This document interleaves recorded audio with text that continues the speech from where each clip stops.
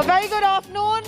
You're watching India Today with me, Nabila Jamal. I'm right here in Bengaluru, the epicenter in Karnataka. We're seeing a serious surge in COVID-19 cases and fatalities across states of South India. Bengaluru no different. But let me take you through what's happening in Mysuru. As we see a surge, crematoriums are now running full.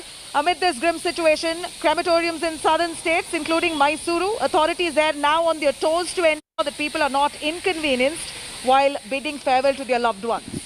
On the other hand, the mismanagement at Coimbatore crematoriums is quite clear from the visuals here, where bodies can be seen piling up and family members waiting in queues to cremate their family members.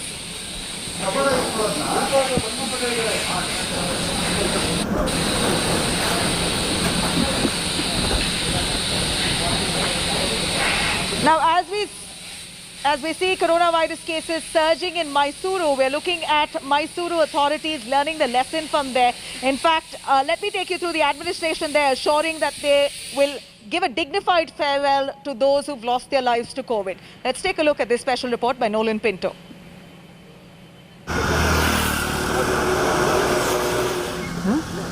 The district of Mysuru has seen a steep rise in COVID cases amid the second wave. The death rate is climbing. Test positivity rate is also a worry. The district has so far recorded over 1,400 deaths due to coronavirus. But the authorities are on their toes and have ensured people are not inconvenienced. Unlike the chaotic scenes outside Bengaluru crematoriums, there is a clear system in place that's ensured zero chaos. The Mysuru City Corporation authorities decided that in order to check crowding, a new electric crematorium was opened. As per Mysuru City Corporation, we are doing it every free. No body charges, no ambulance charges, no service charges, nothing. We pick the body from the hospital as well as at home if it is a home death. We didn't have that queue system at all. We are having 4 ambulance that is free service, what we'd say. We are in 3 places also. We didn't face that queue system in Mysuru cities. When we arrived at the crematorium, 3 ambulances arrived carrying bodies. Here, the crematorium staffs unzip the body bag to allow the family members to get a glance of their loved one last time. The staff also performs the last rites in the presence of the family members who stand a safe distance away and watch. One thing we decided early on is that we will do it in a very systematic way. So our one objective was to give respect to the dead. And we can't treat the bodies, just like it is another sack. The team that we formed from the corporation was not just because they had to do it, but because they chose to do it. Even the field workers, ambulance drivers, people who lift the bodies to people who cremate the bodies. So we formed a team who are actually volunteering and who are service-oriented and service-minded. In the first week of May, when an ambulance driver fell sick and bodies needed to be shifted from the hospital to the burial ground, this officer wore a PPE suit and took over the role of the driver. We visit another crematorium in the district. Since the pandemic, over 1,100 COVID bodies have been cremated here. Officials can't pat themselves on their back just yet. The active cases in the city are still high and the positivity rate in Mysuru is over 40%. We are going to increase the number of tests and will ensure in all the primary health centers the tests are conducted, the swab test will be conducted, house-to-house survey will be conducted and house visits will be done to ensure whoever is in home isolation, they'll get the best treatment. The people whoever is infected having all kind of symptoms, we are trying to reach out to them and create awareness. These are the COVID symptoms. Please get tested immediately. And by getting tested, immediately we can start the treatment and save their lives. The BBMP can afford to learn a few lessons from the local authorities in Mysuru, who have ensured minimum inconvenience to people amid this pandemic. With Nolan Pinto in Mysuru, Bureau Report, India Today. Now, we do know that South Indian states are seeing a surge. In fact, the entire country is seeing COVID-19 daily cases fluctuating up and down. Tamil Nadu no different. The real gravity of the situation can be seen with people waiting outside crematoriums in long queues. And that's what we exactly see in Coimbatore. Very unfortunate, as the district there and the crematoriums there are overwhelmed. Earlier, they used to have about 3 to 4 deaths. And the crematorium used to happen in a manner that was more dignified, but here we see people rushing to the crematoriums, or rather waiting in line to get their turn. In fact, the crematoriums which used to cremate only 3 to 4 deaths otherwise is now seeing a serious surge in numbers. Heartbreaking visuals here, right outside the crematorium, electric crematorium in Coimbatore, where people are queuing up to cremate their loved ones while black smoke engulfs the premises.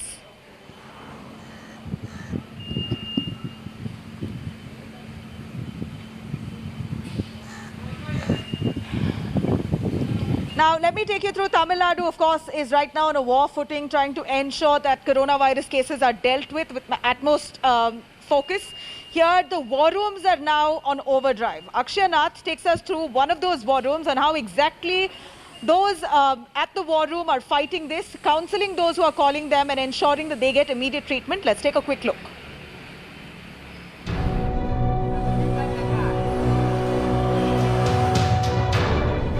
Where Tamil Nadu state government has set round-the-clock war rooms in all 37 districts. India Today visited one such unified commanding center to see how the war room works. We get calls to 104 helpline number. So the people working at the call center will receive the call and give us the basic data of the patient. So we call the patient back. I received this call at 10:56. Now the time is 11:15. So within 10 to 15 minutes, we get back to the patient and we recheck the details and we ask for the saturation SpO2 levels at that time. And if the patient is in any hospital or nearby clinic or is the patient at home, we get all the details and we also ask the patient CT scan score. Based on that, we triage the patient. As in who needs home isolation and who needs an oxygen bed or ICU bed, we triage the patient and we shift the details to the bed allocation team over there and they will take it forward from there.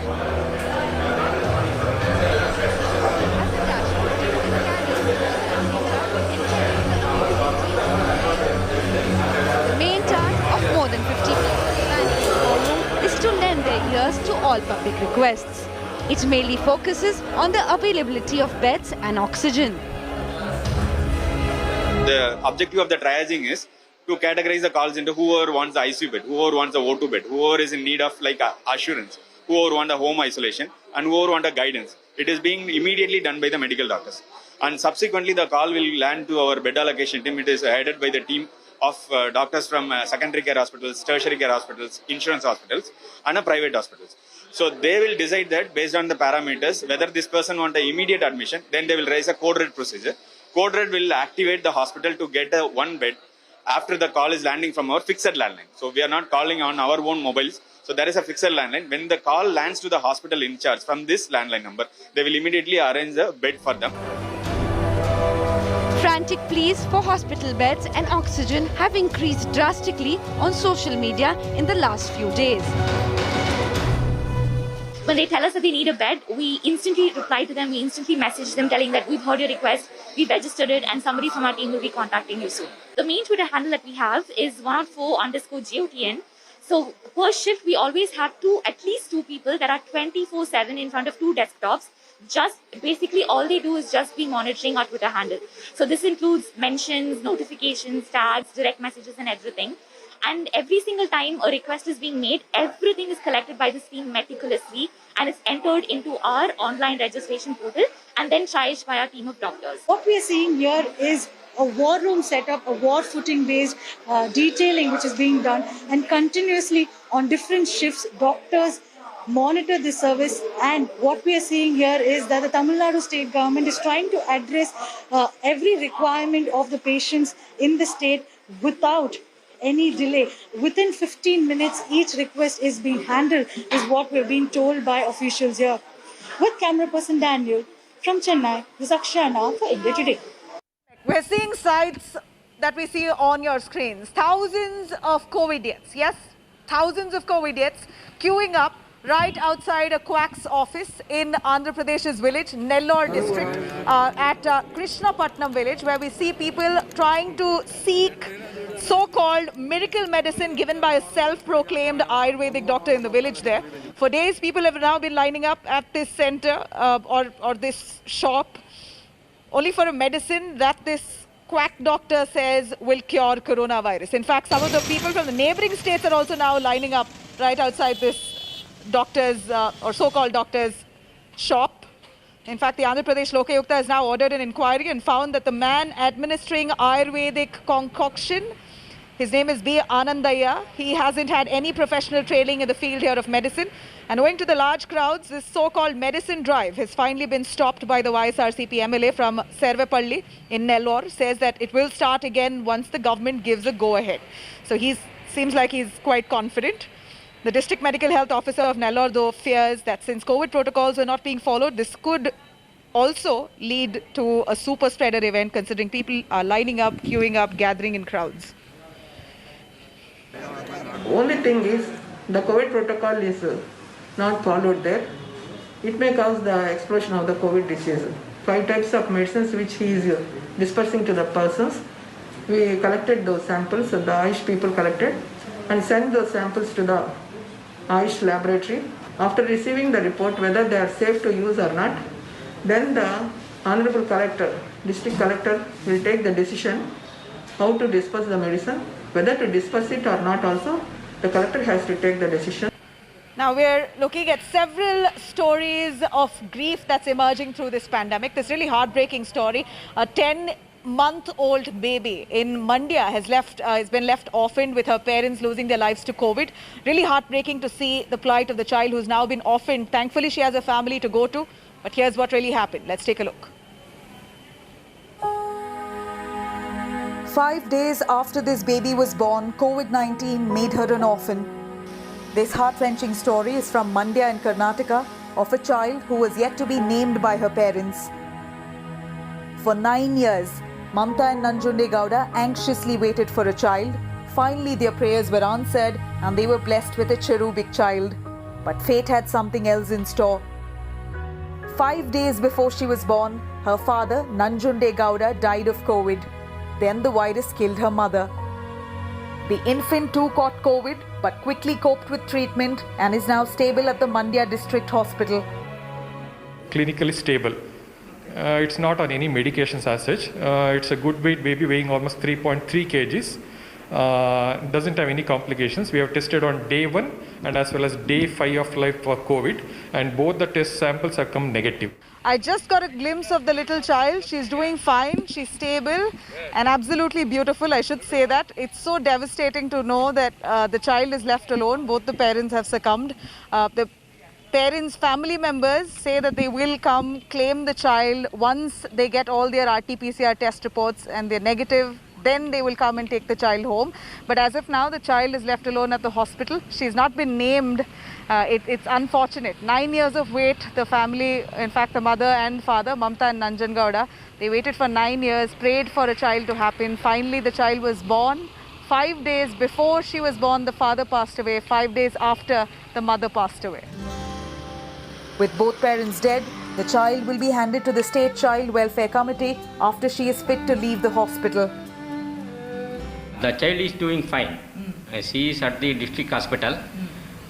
The first preference is given to the child's family, that means blood relatives.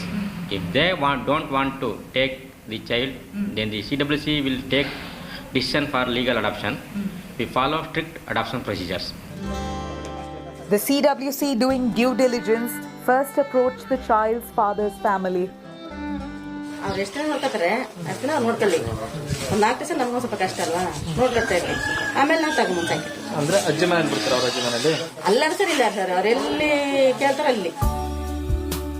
Thankfully for this child, her mother's brother and his wife have come forward to adopt her, but will have to go through all legal procedures. They already have 2 children, these 2 lovely kids, and they're really excited to have the baby home. What have you named the baby? Have you named her? Lavanya. Lavanya? Are you happy? Yes. Yes? Which class are you in? 5th. 5th standard. You're very excited. ನೀವು ಖುಷಿ ಆಗ್ತಾ ಇದೆಯಾ? ಆದರೆ ಅವಳು ಬರಲಿಲ್ಲ ಅನ್ನೋದೊಂದೇ ಬೇಜಾರು. ಅವಳ ಬಂದಿದ್ರೆ ಚೆನ್ನಾಗಿತ್ತಿತ್ತು. ಯಾರು ಬಂದಿಲ್ಲ? ನಾದ್ನಿ. ಅವಳು ಜೊತೆಲೇ ಬರಬೇಕಿತ್ತು, ಪಪ್ಪು ಜೊತೆ. ಮಮತಾ ಅವರು. ನೀವು ಕ್ಲೋಸ್ ಆಗಿದ್ರ ಅವ್ರ ಜೊತೆ? ಹೇಗಿದ್ರು? ಜ್ಞಾಪಕ ಏನಿದೆ ನಿಮಗೆ? ಚೆನ್ನಾಗಿದ್ರು. Destiny has been cruel to Lavanya. The baby's potential parents are calling her. The infant is fortunate that a loving home awaits her. Nabila Jamal, Bureau Report, India Today. Now, the Karnataka government says that they have taken cognizance of cases like this, those children who have been left orphaned post this pandemic, after the pandemic has claimed the lives of the parents.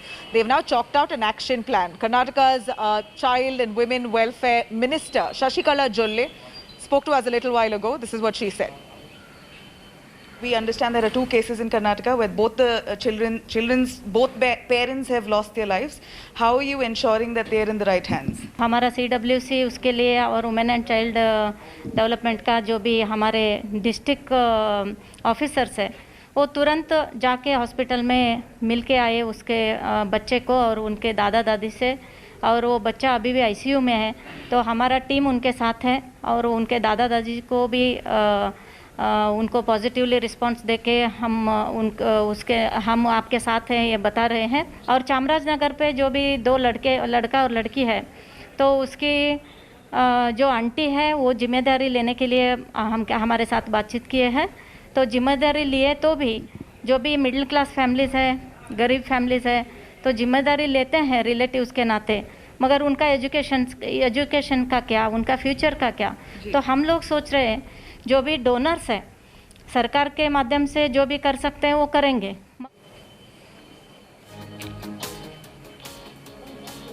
Well, the one thing that the Karnataka minister has stressed that not to fall for rumors, several rumors doing the rounds that there are children who have been orphaned, come forward to adopt them. But remember, without the government's intervention, adoption is not allowed. It is a tedious process. If you really want to, then there's a legal process to go through. So beware of these WhatsApp forwards. On that note, I'm going to wrap this bulletin right here. Thank you for watching.